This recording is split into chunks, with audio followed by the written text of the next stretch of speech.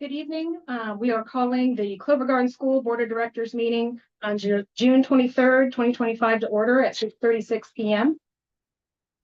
Ms. Verakin, role and mission. Role of the board, we are entrusted to care for the current school and stay focused on the vision for the future school. No trust, no unity, no progress. Mission of Clover Garden School will foster community, generate enthusiasm, challenge students academically, and produce successful citizens. Has everyone had a chance to review the agenda tonight? Are there any changes or additions to the agenda? Do I have a motion to approve tonight's agenda? Ms. Russell, second. Ms. Gould, all in favor? Has everyone reviewed the minutes from May 13th? Any questions, additions, updates? Do I have a motion to approve the May 13th, 2025? Ms. Merle, second. Mr. Young, all in favor? Ms. Wright, can we have anybody for public comment? No, ma'am. Moves us to finances. Ms. Simmons, any statements about the May 2025 budget? No, ma'am. I think I have questions. Has everyone had a chance to review the budget? Do I have a motion to approve the May 2025 budget? Ms. Gould, second. Mr. Russell, all in favor? Has everyone had a chance to review the 2025-2026 budget? Any questions on that? Any statements about that, Ms.?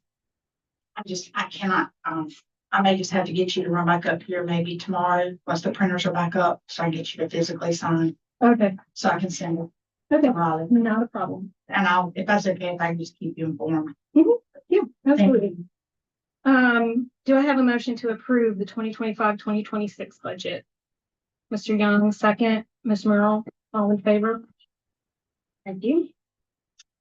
Okay, academics, Ms. Verakin. Student Parent Handbook. Wow. Hope you enjoyed that nice read. You've been on and on showing forever. Fun little pool activity. So thanks for your patience with us for that. That was updated from legal. So if you guys noticed, it doubled, tripled in size. Same thing with our staff handbook as well. So there were several things in our student handbook that we had never had in there before, ever, or that we had it in policies and procedures, or we had it in the website. And so we used legal template because at the end of the day, she's the one that's going to litigate for us. So they actually did this for a bunch of charter schools because there's like 17-ish new policies or updated policies that every charter school is having to go through right now. Just legislative changes, things like that. So we wanted to start with this book because it is the heftiest. Well, not exactly. The staff one's worse, but this one applies to so many of our families and our students, and we wanted you guys to have time to kind of peruse through this. So I apologize. I know Mr. Russell really wanted that red line version. And I started and I was like, oh Lord, like this is the whole thing. The whole thing is updated. There weren't any like major changes from last year's compared to this year's when it comes to like things that we do. We did adjust certain places with like limitations on how many educational excuse days they could have, or we require a doctor's note if it's been, more than 3 consecutive absences, like some of those things, which I know you probably saw in the handbook. The handbook is also very thorough. I was just after the initial, oh my gosh, this is insane. How are we going to get this done?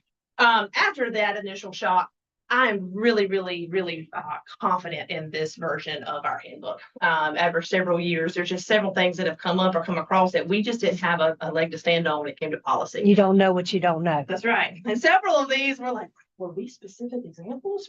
It's like, but there are just certain things that have come across that you need to have this in place. So I do hope you had an opportunity. I'm here to answer questions. I know I filled you with links too. There's a ton of links that link out to other attachments. That was new for us this year. We hadn't really had that before. But this was the biggest one we really wanted to focus on because our families are asking, hey, what are some updates? I'm looking at, they may be absent at the very beginning of school, or the fan favorite, what's the dress code, those type of things. So we did kind of adjust there as well. So any questions, just give them to me if you have any questions. But other things that we included in this book that weren't in there before, it was our athletic handbook as well. So you probably saw that on one of the attachments. That was big, because it just kind of ties us all together, all of our different departments. A lot of the Title VI, Title I stuff was kind of copied over from our parent and family engagement policy. So anyways, I was very impressed with the template that was provided. I did put it back on her again to just give me one more look over to make sure there wasn't anything that kind of stood out. That she'd caught a couple of things in our code of conduct to make sure that, you know, it passed the legal compliance stuff. So we updated that. So the version that you have for the code of conduct is the most up to date per legal. So she's just reviewing this. So I would love to vote on this, get this out there in the hands of our families. As soon as legal gives me the green light, you're good to go. So, but this was her template. So she's been finding things and we're like, hey, that was in your template, but it was good. I'm glad that we have legal's backing on the documents that were provided. So Did we ask legal to do this, or was it her suggestion? it was her suggestion. Okay, And we didn't get these books until May. Right. Early June, May, Yeah. end of May. Yeah. But it is, like I said, because there's been so many, I have a running list on my little post-it on my computer of all of the policy updates. right. And then we, there was another update just last week. So we're trying to stay in compliance with everybody. But I'm fully, I just know we're not the only charter school that adopted this either, because again, it had some really good meat and potatoes in it. Well, just from the governance committee, I want to just let everybody know, there's a lot of, you don't know what you don't know, okay? There's a lot of changing in the world. There's lawsuits like crazy, especially over AI, Chat GPT, what teachers can do, what they can't do. So all of that, like, we didn't address any of that at all. Our code of conduct, things like that. Legal is just so much more in depth, and the change, I think, needed to be made and everything updated. I think we're safer as a school with Yes. organization with these. There's still going to be some gray areas that are going to pop up, but you're not going to stop everything. You can't foresee the So future. next year, we'll have our document. Just like I said, we had to craft it from the beginning. So next year will just be, hey, updates on page 6, updates on page 5, like those Yep. type of things. But this one was the whole thing. Do we have a way to, have we come up with a way to ensure parents understand that it is new and you're going to sign and say that you have read this? Yes. Okay. And I've spoken previously to our principals about offering some type of like, if it's like a webinar or something where we Okay. kind of break it down. It's this big, it's lengthy. Yeah. But we want you to read it. They Like, wouldn't I read want 30 you to read pages, it. much less 160. So we need that verification that they know what is in the book. That's right. That's right. So yes, so we have the acknowledgement sheet that comes out in the emergency package, Right. but we're potentially going to try to take it another Yep, step. another Just kind step. of break it down or maybe even just highlight certain sections to make sure people are aware of those. But I'm very impressed with Yeah. with this version. Mhm. Yeah, it helps it coming from Lisa. Yes. She. Allison, yeah. Yeah.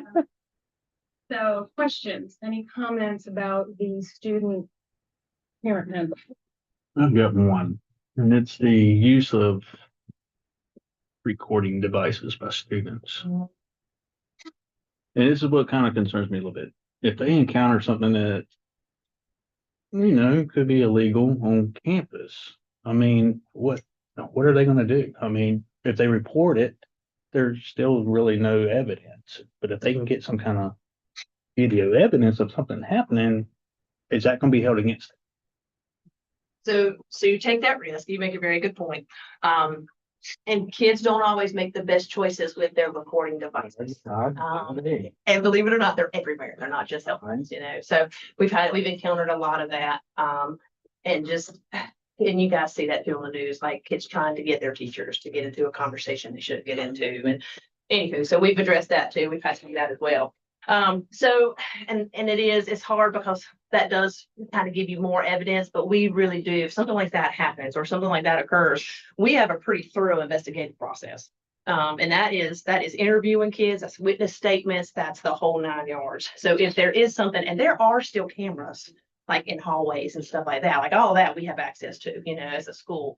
But if there's something specifically going on in the classroom or things like that, then yes, it wouldn't be just that one kid that we would rely on. It's a pretty thorough process and investigation when we run into things like that, or even people can say anything, Motions can maybe just, they can say anything and it's an allegation, and then we follow our process to make sure that there's nothing to that, or if there is, then there's action that's taken from them. It's a very good point. We had some inappropriate uses last year, of course, but it sounds like we weren't the only ones because they kind of put that in there that way.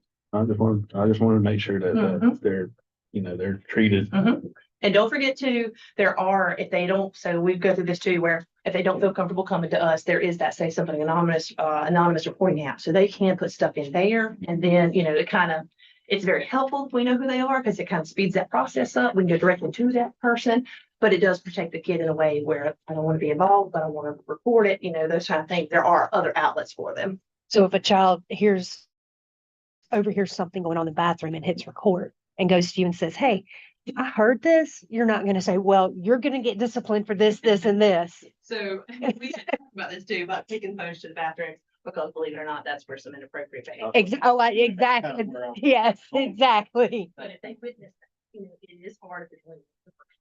Yeah. But, we can be pretty good sometimes at getting people to tell us the truth. Takes a little while. We like to hold us for a long time. But yeah, you do take that risk. There are also some other safety features and stuff happening, later on. We'll talk about that. We'll talk about our safety grant updates with some things that are taking place in the bathrooms. But yeah, you do take a chance. They're not supposed to have their phones in there. Yeah. Don't even get in that boat. But again, witness statements are just as valuable. Very good point.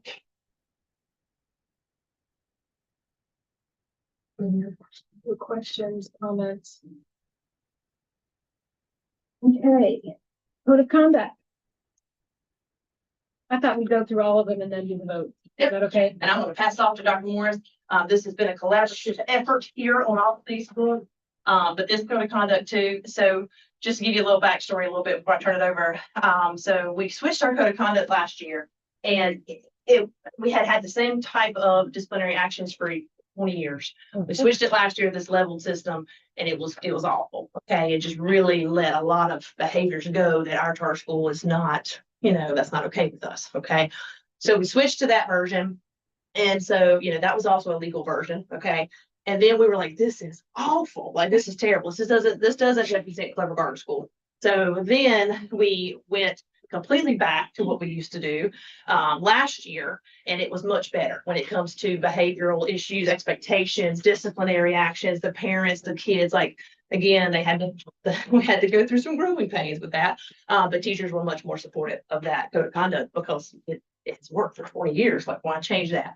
So Dr. Morris has done a fantastic job, along with the rest of the admin team, of trying to find a hybrid between what we used to use versus what we switched over to with legal's version, so that it's still legally approved, and it meets all the criteria that we need to meet, but it also holds our kids to a higher standard. And so she was able to kind of maneuver and put them in different levels. And we're not going to call them levels. She's going to speak to that, but because we don't want any bad taste in the mouth of how we had that a couple of years ago. But this one's much more appropriate and aligns a lot better with the behavior codes that you have to put into Power School, which will now go into campus. So as Ms. Reagan was saying, I took the 23-24 school year and the 24-25, set them down together, and then took the one that legal gave us and put it into their template. There are a lot more definitions in here in the back. The order of what legal sent to us, I put it into a more user-friendly order. And so the definitions are in the back of what these types of infractions could look at, like what are the legal terms for those types of things. Ms. Reagan put it in the folder, but I did 2 updates after we got feedback from legal, after we had already said, okay, this is it. They found 2 little things. If you guys, it's on page 19 was one of them. And it is just a sentence to talk about students with disabilities and behavior, and reaching the magical day 10, day 11 constitutes a change in placement. And so there's some legal things that we have to do under protections of IDEA for our students with disabilities. So on page 19, the sentence was, the school recognizes the importance of working with students early to prevent misbehavior. We changed that. If the removal constitutes a change in placement, the IEP team must convene within 10 days, school days of the decision to conduct a manifestation and termination review. So this is just saying, if we reach day 10 and we're looking at day 11, then we're going to come together as an IEP team to determine if the disability is a direct cause, or if the issue that they had is a direct cause of the disability. Not for real quick, but we also had Mr. Squibb, who's our EC director, looking for this section as well, because in the area that we got feedback on from the charter school renewal site visit was that we needed to make sure that we had all federal, restrictions, things like that in place, federal compliance for students with disabilities, and that's missing from our old last year's code of conduct. And then the other revision from the first submission into the work folder is on page 21 at the bottom, and it talks about, we used to call them the big three. It was weapons, drugs, serious bodily injury.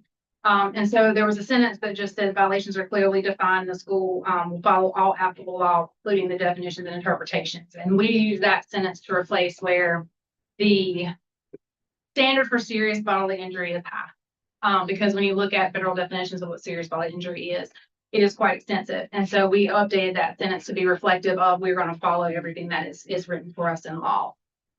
When we talked about levels, we didn't do levels. What we did is break it into the behaviors that are teacher handled behaviors. So that would be like class 1 instead of a level.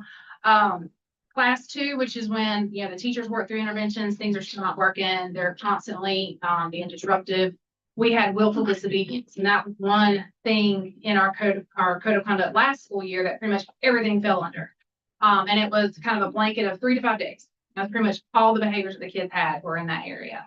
And so we kept that with willful disobedience and went through each of the behaviors that we had listed in last year's code of conduct and placed them in a different class depending on the level of severity. So as you guys saw, our disciplinary measures, we did differentiate some between elementary, middle, and high. So it's more developmentally and age appropriate. And so we have failure to demonstrate good character, which is class 3. Those are really big behaviors. Those are the things that warrant a higher level of consequence, that are highly inappropriate for school. And our biggest concern is the safety and education of our students. And this is kind of our foundation for being able to provide that. And then lastly, we have class 4. That's a detriment to school safety. Those are things none of these are negotiable. It is hard, fast rules that are for the ultimate safety of our students. So, it's too many details, but you guys have any questions? I had a question on the one about the special education and IEP meeting. Was that recommended by the lawyer, adding that 10th day? So actually it's federal law, is required. Got it. Okay. We had it in the 23-24 yearbook, and somehow when we made revisions last year, that section got left out. So we re-added it back in this one. Okay. So So that's always been the policy. Yes, the Okay. procedural safeguards for students with disabilities. You just have to have it in there. Right. Our book that they checked last year didn't have it in there. Okay. She said it got missed when it got transferred over, but yes. Awesome.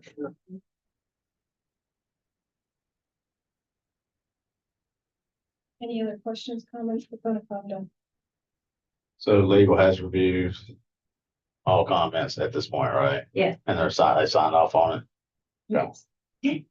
And I'll be honest, she's, before any kind of exclusion takes place or anything like that, I usually run things by her first. So she is very much involved in that piece of it. And then we have 2 lawyers, and the other one deals specifically with like EC related things. So specifically to make sure we're dotting our I's and crossing our T's when it comes to students with disabilities. And that one is Mr. Squibb. Is that right? No, Mr. Squibb is our EC director. Right. Right. But he's still involved in, okay. Just want to make sure we still, since there's no EC director still, that there's. Yeah, that. yes. Okay. Okay, CCP policy updates. Okay, so earlier today, I did drop in the folder, the red line copy, so you guys could see exactly what the changes are. It looks like a lot, but really what it was, we took feedback throughout this semester. Once we put them in place, we took parent feedback, student ACC, which is still ever changing. And so that's where the edits came from. The biggest change ultimately is, after we started scheduling student and ACC started scheduling, they found that they had struggled too, a number of professors being able to offer enough in-person classes or hybrid classes. And then we had to look at our master schedule with their schedule to see what would mesh. And so one of the biggest changes is that students, well, we still want them to take classes on campus. However, exceptions for taking those online courses will be allowed if in-person or hybrid classes are not available to meet the scheduling challenges and the scheduling needs of those students. ACC continues to communicate with us and us back with them whenever students are saying, hey, this is not working into my schedule, you know, can they have the online option? So we're still very involved because it's truly important for these kids to be in a classroom. It's a totally different experience, especially with 8-week courses for our new CCP students. We've had the ones who are currently in CCP, a great deal of them are highly successful. They've been doing well in 8-week classes online. Seniors, they're pretty much free game as they are trying to complete their degrees and those types of things. Our rising CCP students, they've never experienced college and they've never experienced an 8-week class. And we have had several who have struggled with that. So that was one of the biggest ones in collaboration with ACC is we may have to offer online options for them. I mean, that's just to work and continue with our collaboration. Something else that was added, we decided to describe about ACA 122. So that's a 1 credit hour course at ACC, and it does impact their ACC GPA. However, for our transcript, the class has to be 3 credit hours or more to count on the high school transcript. So that one class is only 1 credit and doesn't count towards their GPA here. So I wanted to make sure that was in there because it was a question that kept coming up. We're still right now doing 8-week courses at ACC. So there's 2 8-week terms that did not change. Juniors, we are requiring a 3.0 GPA in order to meet the criteria for CCP through, for Clover Garden. We did add, if a student fails career and college promise courses, the student will be on academic probation with CGS. And the advising team will discuss appropriateness of enrollment in the career and college promise. Because the whole purpose of CCP is to get that dual enrollment, some early college experience.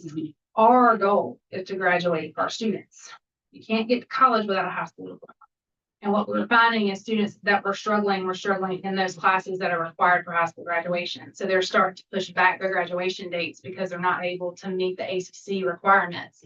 So that's when we step in and are like, hey, we need you to graduate high school.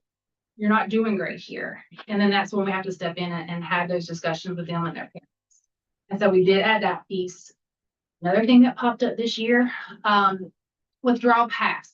So at the community college level, they allow students, and it's pretty much they can be 80% done with that class. They can make the decision to withdraw pass, which means they don't get a grade and doesn't count against their GPA. It just shows on their transcript as a WP. Unfortunately, we had several children who utilized the WP process for more than 1 class. And ACC, when they talk to you at the orientations, they tell you, you don't want many WPs. It looks bad for colleges. And we want them to be competitive. So we have decided as a team, talking with ACC, that, if a student withdrawal passes from a course, then they need to be on academic probation with us at CGS. And then the advising team will discuss the appropriateness of enrollment in that career and college promise. Because if it's a dual enrollment credit, say it's their English, and they get 111 and 112, which are your prerequisites for English 3, and then they're bomb the rest of them, that can impact graduation date for them. So we're trying to put safeguards in place to discourage a lot of WPs. We had more than we would have liked to have seen this past. Required courses that stayed the same. What that means is that's what we want them to take at Clover Garden, because we have fabulous teachers and we want them to take advantage of the courses that we offer and still be able to take dual enrollment credits at ACC. So we added a section this afternoon to show what courses at ACC are dual enrollment courses that meet the high school graduation requirements, because we get that question a lot. Earlier this spring, but later than we wish we had found out, English 111 and 112 are prerequisites. So every kid who wants to get their English 3 and English 4 credit, they have to have 111 and 112 first. So it stopped some of our kids because they had those two and they're like, oh, that's my English 3. No, English 3 is actually English 231 at ACC. And so it was creating confusion for kids. They thought they were further ahead than they were. So we listed what those dual enrollment classes are that we accept. Everything else is considered an elective. So they still get the college credit. But the ones that count towards their dual enrollment for high school graduation requirements, we listed those below as well. We tried to cover all the questions and some of the feedback that we got to make sure it was thorough.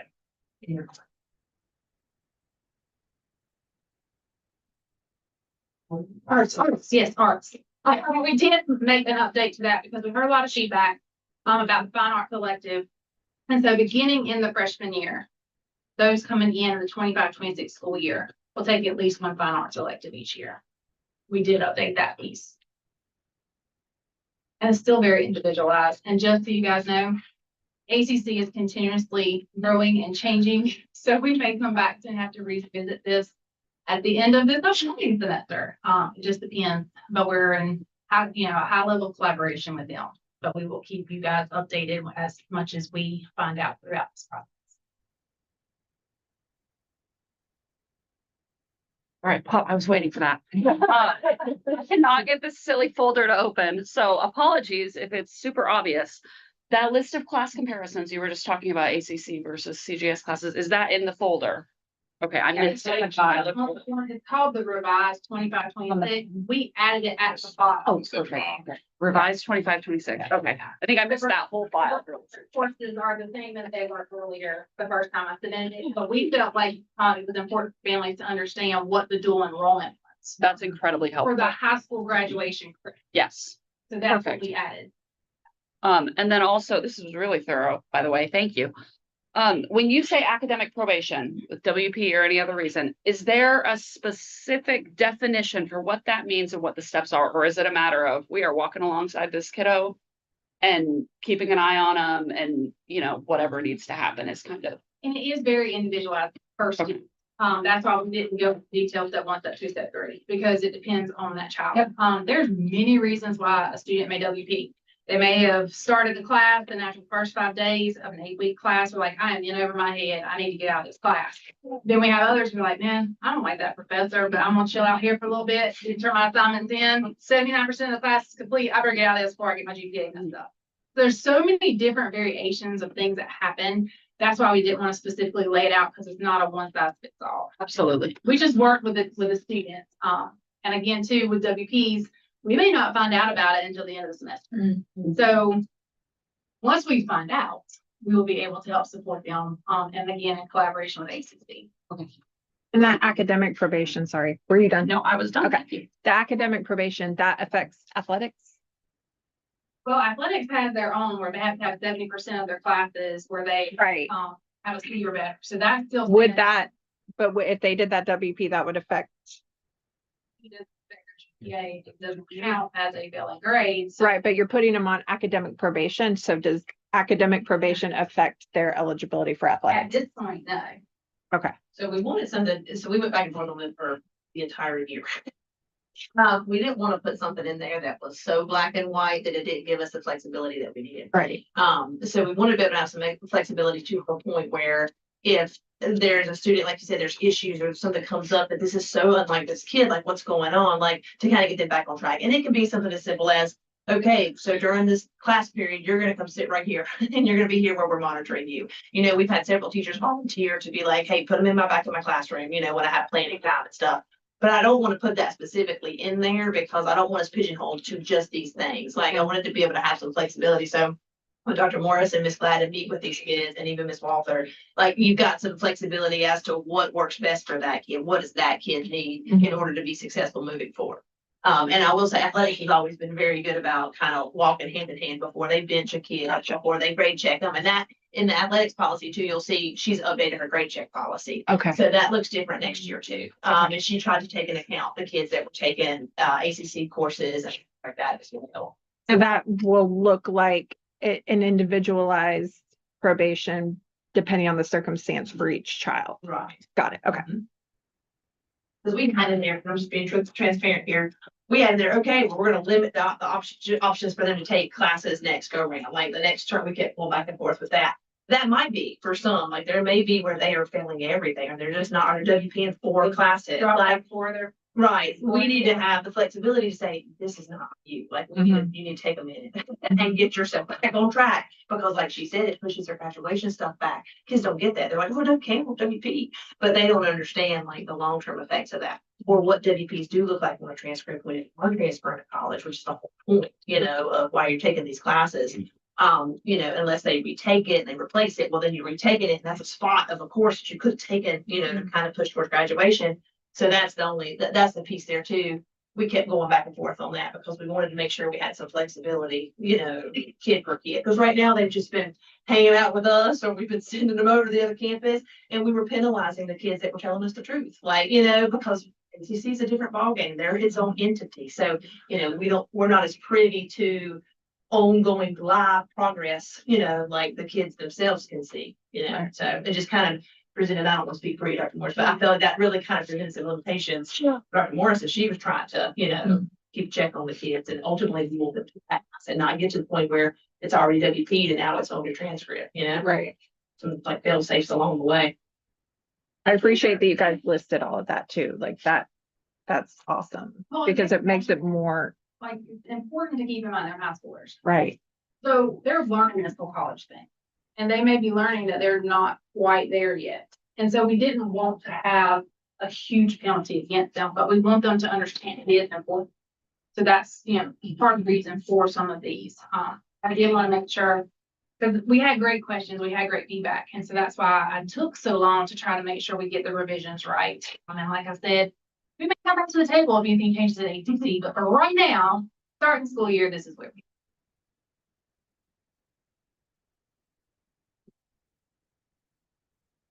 Any other questions, comments? I just got a minor comment. I think it'd be good to put a date on this document. If we do revise down the road, we'd be like revise 1, revise 2. And now. And then the EC indicator, 11-12 notification. So we get compliance notifications all the time when it comes to like different departments within the school. So one of these is, and this actually came up in our renewal site visit too, because they keep a check on anything that if you're non-compliant in any way, shape or form. So it operates a year behind, which is kind of tricky, but there's a indicator 11, which is child find, which is, basically when a child goes through the referral process, you've got a 90-day window, and you had from start to finish, it's got to be 90 days. And this happened during the 23-24 school year. So before Mr. Swift came on board. And it was one child. So you have to be 100%, like you have to be that to be in compliance. And we were at 94.74. So it was one child. So how that works is, so it's a year behind. So this year we are 100% compliance. So that's what they'll look at. Like, did you fix whatever the issue was? And so he jumped right in and he's already responded to the EC department with DPI and let them know, hey, this is my first year with Clover Garden. Here's what we've done this year. They had 19 referrals. They're working on number 20. And then they were talking about how many moved forward to evaluations. No delays were reported in any of these. And then, of course, we are working towards maintaining full compliance with indicator 11 moving forward. So I asked him, I said, okay, well, what do we need to do next? And he's like, that's it, because they're going to pull the data from this year. They're going to see that we're 100% compliance, met that 90-day timeline. And there's no excuses. I mean, you have to do, that's the guideline. That's the federal, you have to, with those guidelines, there's just a lot of moving pieces sometimes with that, because we, have psychiatrists that have to come in and do evaluations. And then it's a lot of pieces to that, but it was a great learning opportunity for our EC team. And then our EC director coming in. So I'm happy to report that we are at 100% now, but that is anytime you're out of compliant, they will email you and let you know. So I don't foresee any issues with this one moving forward, since we've corrected it this year. Just for notification. Questions, comments? Very good. Okay, so now we're gonna vote on each item. I'm gonna run down the list. We'll vote per item. So do I have a motion to approve the updated student parent handbook? Ms. Merrill, second. Ms. Gould, all in favor? Do I have a motion to approve the code of conduct, updated code of conduct? Ms. Gould, second, Ms. Merle, all in favor? Do I have a motion to approve the CC policy updates? Mr. Russell, second, Ms. Merle, all in favor? Thank you. And then do I have a motion to approve the EC indicator 11 and 12 notification letter from 2023, 2024? Ms. Russell, Ms. Gould is second, all in favor?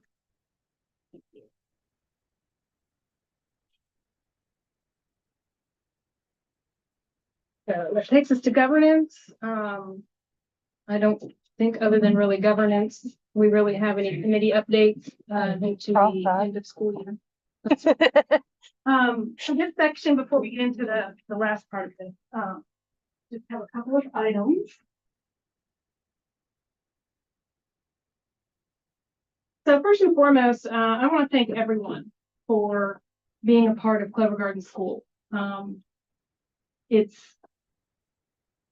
wonderful knowing that we have this charter school, we have this in this rural area that has an option, gives families in this area an option, well, actually 7 counties that we service, an option other than the local school system, seeing it as part of the community. We have a lot of work to do. We have to get out into the community and market ourselves to make sure we find those other lines of revenue and everything to get out there and be better than we can, always striving to do more. But I want to thank each one of you. It's not easy being on a school board. It takes time. It takes being able to separate yourself from the community, be it a community member or a parent member, making sure that we're here as a whole for the school and making sure for the majority, we're doing what's right, keeping the kids safe, keeping the staff safe, and being here. So I just want to thank all of you. I really appreciate it. And with that, we've had a couple of members that their terms have ended. And we have little tokens of our appreciation. So Mr. Russell, I want to thank you and appreciate your time on the board and what you brought to the board with all of your different experiences. And you can take pictures and stuff. You're just stepping on next. Please step up here. Truly appreciate you and what you've done. Thank y'all.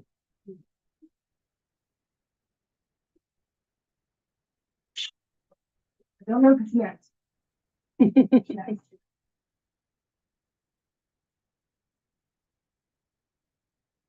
Miss Russell, Randy Russell. I want to thank you.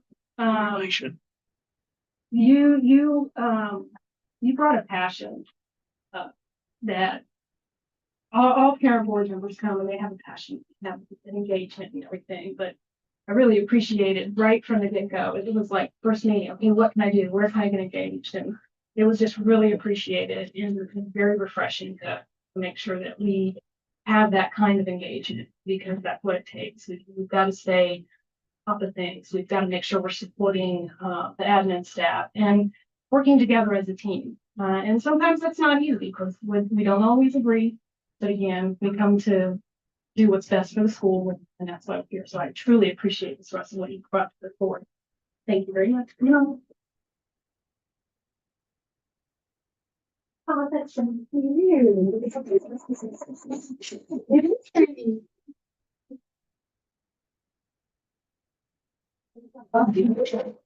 Yeah.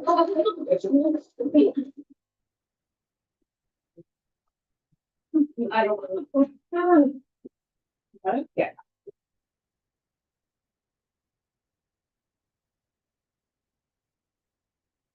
The last one is Miss Lynn Foster. I know Miss Foster isn't here sleeping, but I just cannot thank Miss Foster enough. She was an educator for so long. She served 2 terms.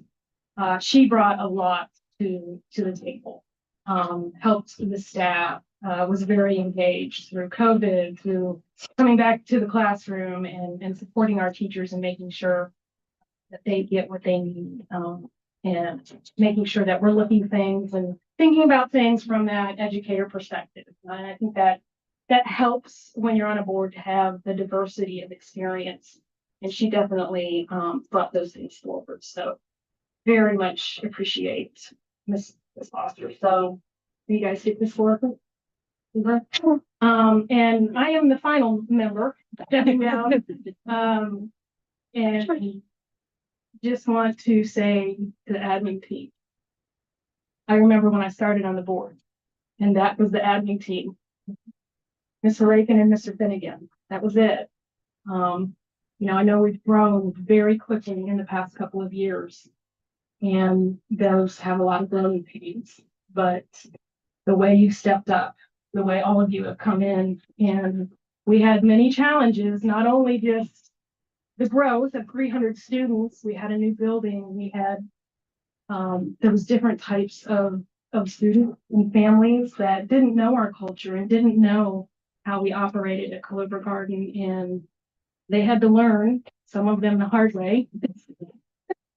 But you all did a great job throughout all of that. And I know you had a lot of transitions. We had admin turnover and things like that to deal with. And that's all that noise and keeping things going on a day-to-day basis to ensure kids are getting their education was first and foremost always. So very much appreciate the staff and what they've done here at Clover Garden, and just continue to keep going. You guys, I think, have a great foundation, and it's just keeping on building and build that skyscraper, and just sky's the limit. Appreciate all of you. Thank you very much. Thank you, Ms. June. Wait, Mr. Russell, Ms. Russell, thank you. You will be missed. Okay, so now we get into a couple of things we have to do for the board since we have all these members leaving.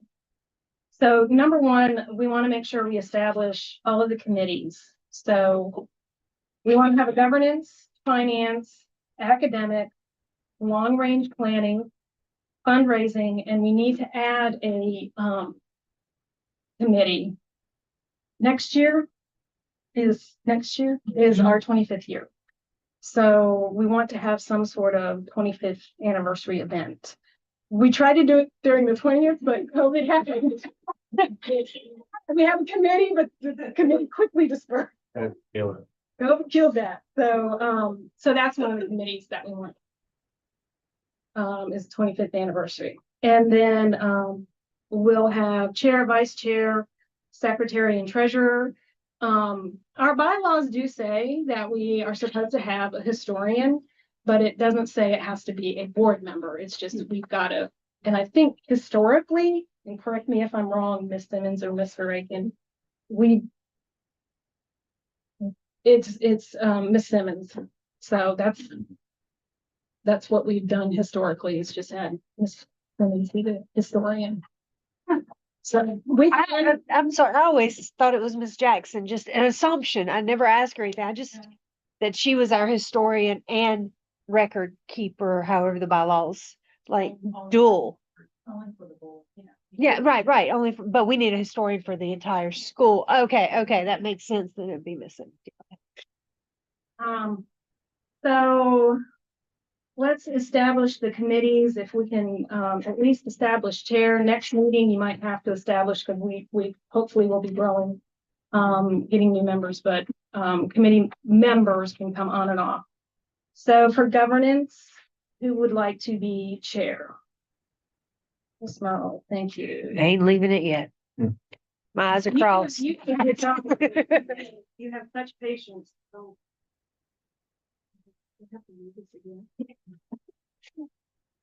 Okay, finance chair. Do I have a volunteer? Mr. Young, thank you. If you don't raise your hand. I'm like, oh, that going. Okay, academic. Our academic All right. I feel like we really need to be raising our hands. Volunteer. Usually we have to like. Yeah. Yeah, Long range planning. that's pretty obvious. Continue.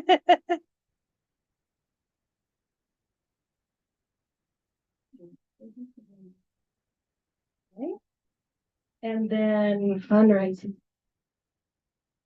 So, and if we don't have one tonight, of course, you guys, I think as we get more members, get that established. I think if Ashley can stay on as a parent member, if he's gonna do finances, that may be something that's in her wheelhouse That'd be a good still. role for her. Yes, Yeah. We'll say what passes. Like, yes.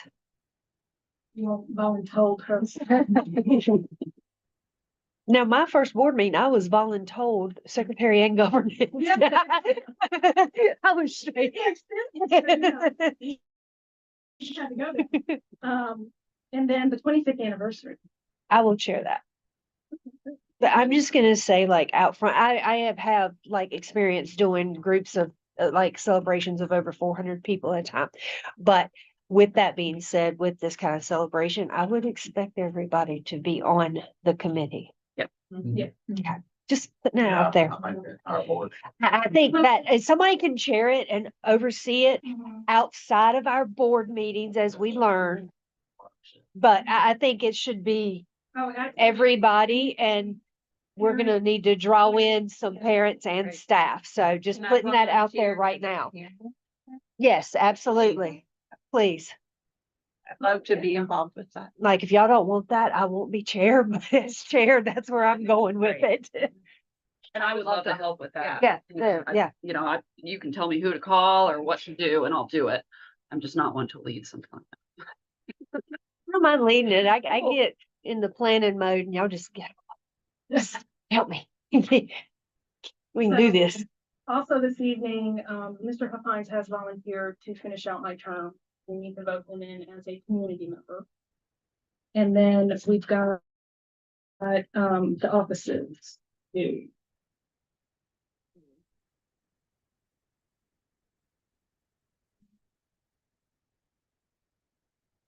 So treasurer.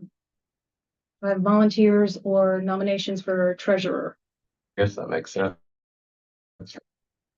Well, you know, we don't want to. Sounds so excited. No, I don't think that's somebody's toes. The bus I'm throwing you under is not too heavy. Well, it's old again. The short bus. Okay. Yeah.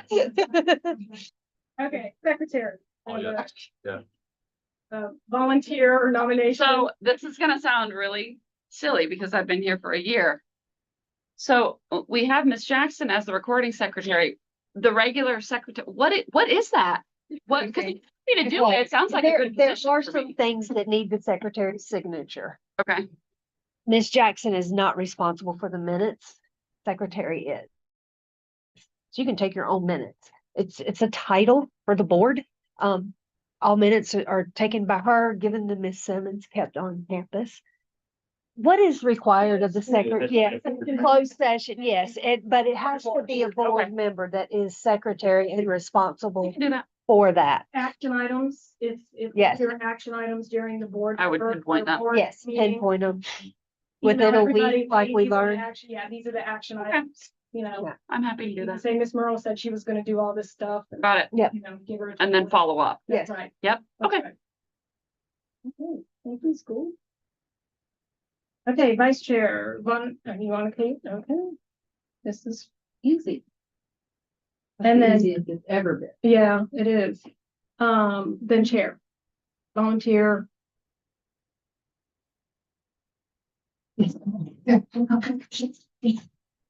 Oh, man. But I need You're the only one left. So what we'll do is, we'll vote in Mr. Huffines and then we'll vote for the officers. And we don't have to vote the committees and stuff. I didn't know. It's like- Trial fines have to be voted in as a Yes, yes, community. Because he's ex officio right now. Right. He has to be voted in as a community member. Okay, that's the difference, the ex officio. Okay, gotcha, sorry. He's a non-voting member right now. Right. Correct, yes. Okay. So that's what we do. Okay. Do I have a motion to approve Mr. Huffines to finish out my term as community member? Ms. Merrill, second, Mr. Young, all in favor? And then do I have a motion to approve the officers as presented and volunteered just 5 minutes ago? Mr. Young as treasurer, Ms. Gould as secretary, Ms. Merle as vice chair, and Mr. Huffines as chair. Do I have a motion? I don't think any of us can second or make that Can I motion. make a motion? I think one of them's gonna have to make the motion because we are within the motion. Like a conflict All of of interest, you. yeah. My God. I'm not making a motion. You're not gonna make it? No, I'm not. Okay, Ms. Russell? Yeah, I'll make it. Okay, Ms. Russell, second? Nope. I'll second. All in favor? Okay, officers are voted in. Mr. Huffines voted in, takes us to the charter renewal. Ms. Franken. So I'd like there to be 3 separate votes for this one, because there's 3 separate amendments. So these are also in your board folder. So this came about, 2 of these came about because of our, charter renewal site visit feedback. And then 1 is an update that legal, said, hey, if you're using this, then you need to make sure it's written out specifically in your charter application. So that's kind of like add-on. So the first one is, our curriculum. So in our original charter application from 2001, they really focused on core knowledge as their foundation. And so over the years, even at our last renewal, I went back into the notes, like even in our last renewal, we didn't say anything about using core knowledge. We were following the standards and it kind of went on by the wayside. But now they have really, great, not that they weren't before, but they're really kind of sticking to every little bits and pieces of the charter applications, because they're actually a lot longer now for like new charters and stuff to open. So I think they've gone through the years and they're like, again, a 30-page document turns into like 300. So anyway, so that was one of the things in our current application from 2001. It's a focus on the core knowledge foundation, which has, of course, academic pieces to it, but there's a character piece to it. Not to say that we don't think character is important, but we needed some flexibility, because when we filled out our renewal self-study, the whole thing was talking about, we use iReady, we use MClass, and we use all of these different curriculum and materials to teach the standards. But because that's not specifically listed like that in our charter application, the lady that did our evaluation was like, yeah, I've got to update that. That needs to match what you're currently using. So this is my drafted version. I am getting their okay on this before I send it in for like the official approval, because some of these have to go through the Office of Charter Schools. They can okay it, but in some of these, like curriculum mission, like they have to go through the Charter Schools review board. So it's just different steps and different requirements that you have to submit. So this one, like I said, this I hope meets what, what the criteria is. They're going to give me some feedback on this, but this will give us more flexibility. I'd like to change this where it says we're going to focus with using core knowledge for K through 12 to move it to what we've been doing for the past 10 plus years. But that we're going to follow the state of North Carolina standard course of studies and objectives and essential standards to educate students. Curriculum will focus on programs that are available to schools to help improve academic success and social emotional learning as suggested or supported by the North Carolina Department of Public Instruction.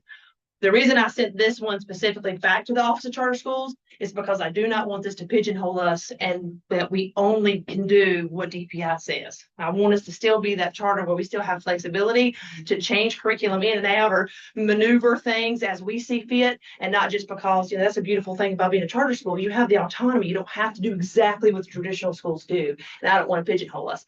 So that's why I want it to be vague enough or broad enough where as the next best thing, right? In education, it's like every 5 years they switch to something. Okay. So as the next best thing comes down the pipe, I want us to have the flexibility for Ms. Whitfield to say, Ms. Reagan, this is the program I want to use. Here's the backing on it. Here's the research on it. This is what I want to put in place, and not be kind of, tied down to just what the state uses or just what our local LEAs use. So that's why I've asked them for some feedback there. But if you look on that second page, that shows you the original. And there are strike throughs on this one. Russell will be happy. But this is the original here, and then what we would like it to say new, okay? So there, just, I wanna, like I said, I've told the Office of Charter Schools, I just want a broader scope, to be able to kind of fall under that umbrella with curriculum and not be stuck to something that, we don't use anymore. That was 20+ years ago. So that is the educational focus and curriculum section. That's the only section and only piece of our application that we wanted to edit when it came to the curriculum. Like I said, that was feedback from all the art schools.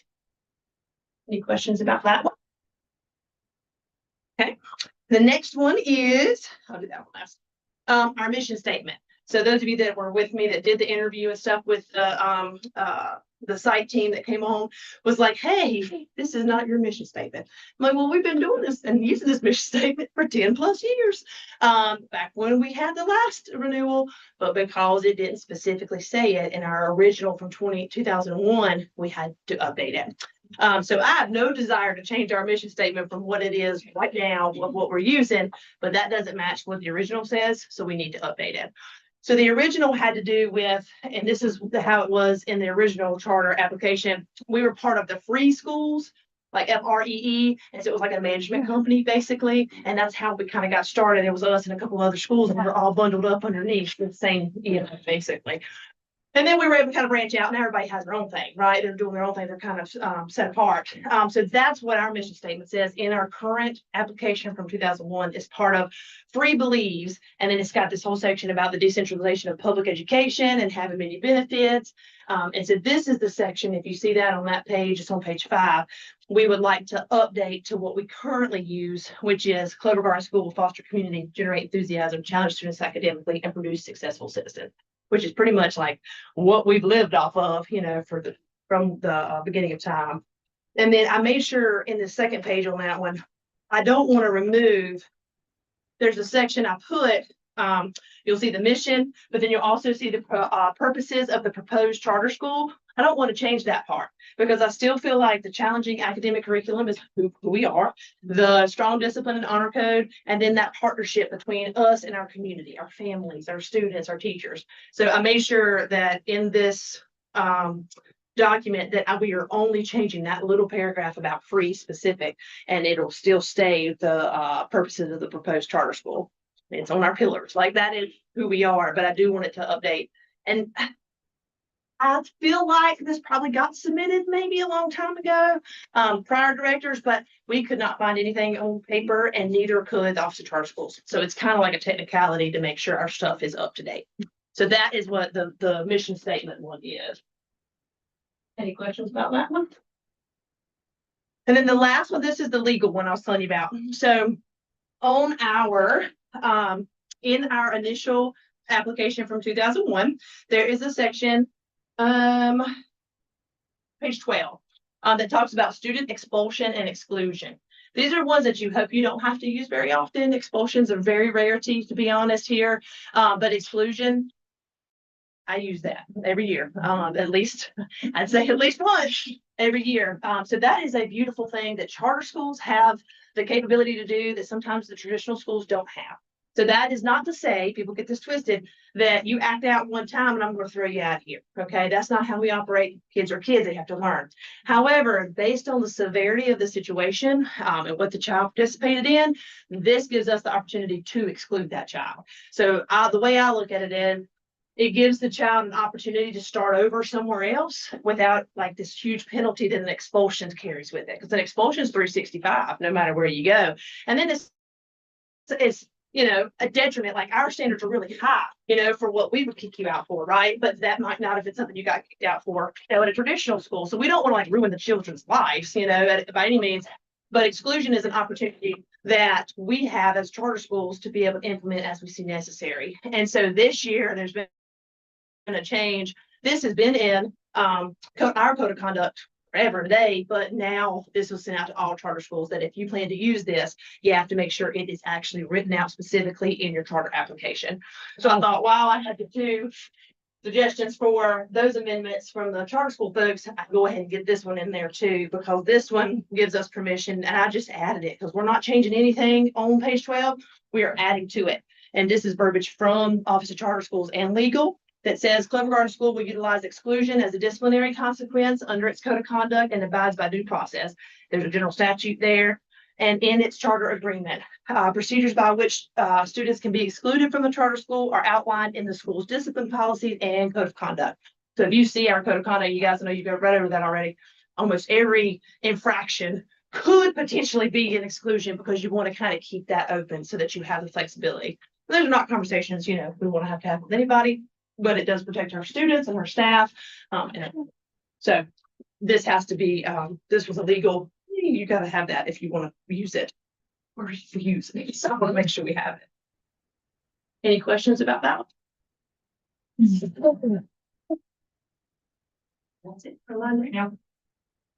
Okay, so we're gonna break down each one again. So the first one is, do I have a motion to approve the educational curriculum update to our charter renewal? Ms. Russell, Ms. Merle, second. All in favor? Second one is, a motion to approve the mission statement update with the renewal. Ms. Merle, second. Mr. Young, all in favor? And then the legal amendment for the expulsion and exclusion update to our charter renewal. Do I have a motion? Mr. Russell, second. Ms. Merle, all in favor? Thank you very much. Do we have any other items for open session at this time? Do I have a motion to go into closed session under General Statute 143(1) and 11(a)(1)(5)? Ms. Merle, second. Mr. Young, all in favor?